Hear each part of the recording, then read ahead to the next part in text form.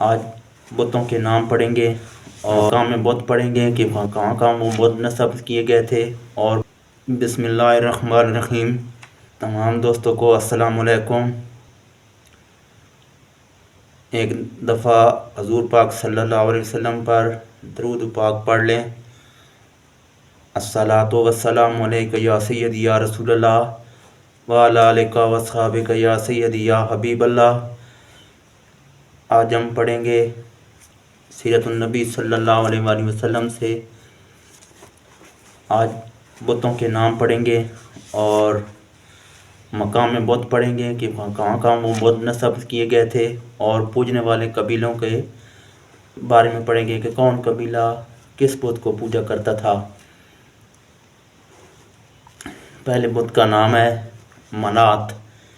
یہ مقام بت قدید کے قریب ساحل بریر کو کوہ مشکل کے نواح میں تھا۔ پوجنے والا قبیلہ تھا اوس، خزرج، ہذیل اور غزا۔ کیفیت اس کی تھی قریش اور باقی تمام عرب اس کی عبادت کرتے تھے اور اس پر قربانیاں چڑھاتے تھے۔ اوس خزرج جب مدینہ سے حج کرنے آئے تو ارکان حج ادا کر کے اپنے سر اس بت کے پاس منڈواتے تھے اور اس کے بغیر حج کو ناتمام سمجھتے تھے۔ اگلے بت کا نام ہے لات، اور اس کا مقام تھا طائف۔ پوجنے والا قبیلہ ثقیف۔ کیفیت مربع پتھر تھا، تمام عرب اس کی تعظیم کرتے تھے۔ اگلے بت کا نام تھا عزا۔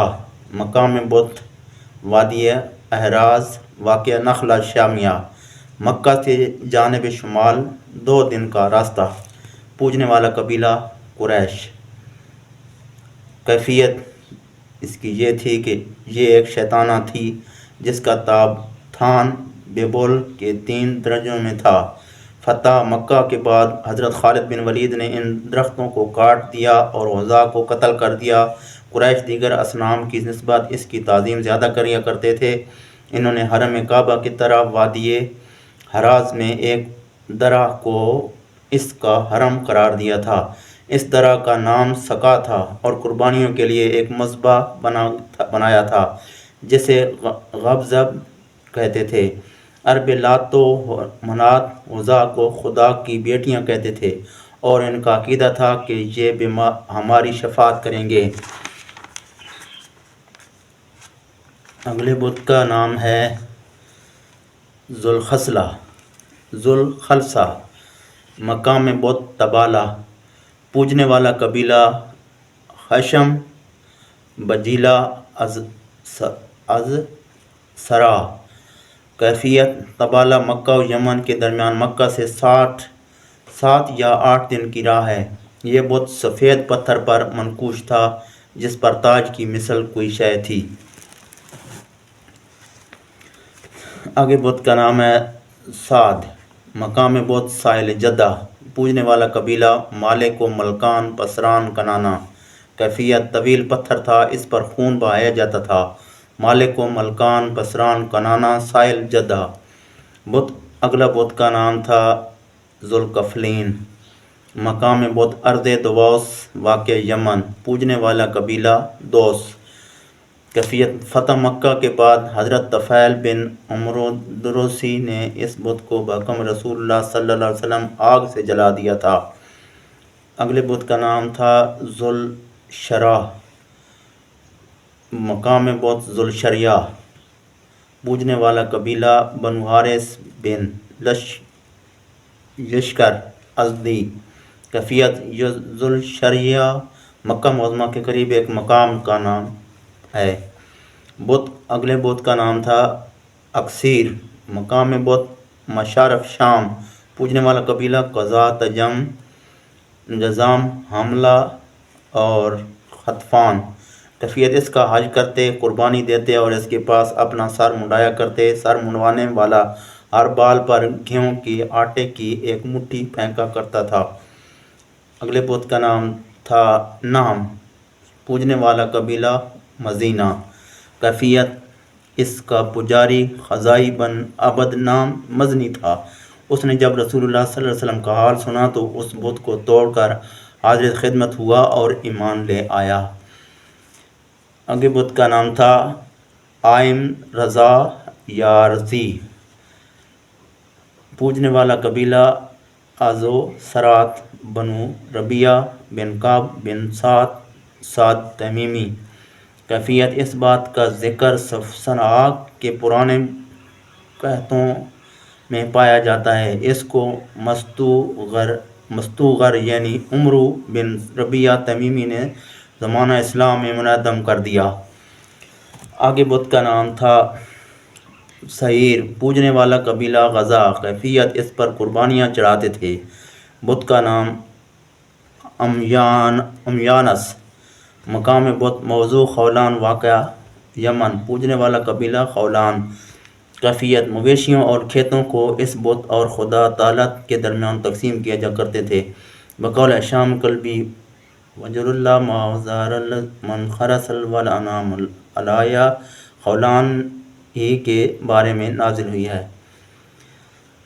بت کا نام حبل، مقام بت مکہ، پوجنے والا قبیلہ قریش، کیفیت کعبۃ اللہ جو خدا خانہ تھا، بت خانہ بنا ہوا تھا، اس میں 360 بت تھے جن میں حبل بہت بڑا اور جوف کعبہ میں نصب کیا ہوا تھا۔ یہ بت بشکل انسان عمیق احمر کا بنا ہوا تھا، اس کا بایاں ہاتھ ٹوٹا ہوا تھا۔ قریش کو اسی حالت میں ملا تھا، انہوں نے اس کے لیے سونے کا ہاتھ بنایا تھا۔ اس کے سامنے 7 سیر رکھے ہوئے تھے جن سے پجاری قرآن اندازی کیا کرتا تھا۔ اشراف اور نائلہ دونوں زمزم کی جگہ پر تھے۔ قریش ان کے پاس قربانیاں دیا کرتے تھے۔ قریش کا ایک بت مناف تھا، علاوہ ان کے مکہ کے گھر گھر میں ایک ایک بت تھا۔ جب کوئی سفر کو جاتا تو بطور تبرک اس کو مسح کرتا، جب واپس آتا تو گھر میں داخل ہو کر سب سے پہلے اس کو مسح کرتا۔ مندرجہ بالا بتوں کے علاوہ عرب میں اور بھی بت تھے، ستاروں کو بھی پوجا ہوتی تھی، چنانچہ قبیلہ امیر سورج کی پرستش کرتا تھا، کنانہ چاند کی، بنو تمیم بران کو، قیس شراء کو، اسد عطارد کو اور لخم جذام مشتری کو پوجتے تھے۔ عرب میں درخت برستی پائی جاتی تھی۔ مکہ مشرفہ کا قریب ایک بڑا سرسبز درخت تھا۔ جاہلیت میں لوگ سال میں ایک دفعہ وہاں آتے اور اس درخت پر اپنے ہتھیار لٹکاتے اور اس کے پاس حیوانات ذبح کرتے۔ کہتے ہیں کہ عرب جب حج کو آتے تو اپنی چادریں اس درخت پر لٹکا دیتے اور حرم میں بغرض تعظیم بغیر چادروں کے داخل ہوتے، اس لیے اس درخت کو انوات کہتے ہیں۔ ابن اسحاق نے حدیث میں باب بن منبع میں ذکر کیا ہے کہ جب فہمون نصرانی اپنی سیاحت میں نجران میں بطور غلام فروخت ہوا تو اس وقت اہل نجران ایک بڑے درخت کی پوجا کیا کرتے تھے۔ اس درخت کے پاس سال میں ایک دفعہ عید ہوا کرتی تھی۔ وہ عید کے موقع پر اپنے اچھے سے اچھے کپڑے اور عورتیں کے زیورات اس درخت پر ڈال دیا کرتے تھے۔ پھر وہ فیمیوں کی کرامت دیکھ کر عیسائی ہو گئے۔ بتوں پر عموماً حیوانات کو خون بہایا جاتا تھا، مگر بعض دفعہ انسان کو بھی ذبح کر دیتے تھے، چنانچہ نیلوس ایک قسم کی قربانی کا ذکر جو 410 عیسوی میں دی گئی بدیع الفاظ کرتا ہے۔ انشاءاللہ اس کے بعد اگلی ویڈیو میں ذکر کیا جائے گا کہ کس طرح یہ بتوں کی عبادت ہوا کرتی تھی۔ اگلے پارٹ میں اس کا مزید تفصیل بتائی جائے گی۔ انشاءاللہ اگلی ویڈیو تک اجازت دیں۔ اللہ حافظ۔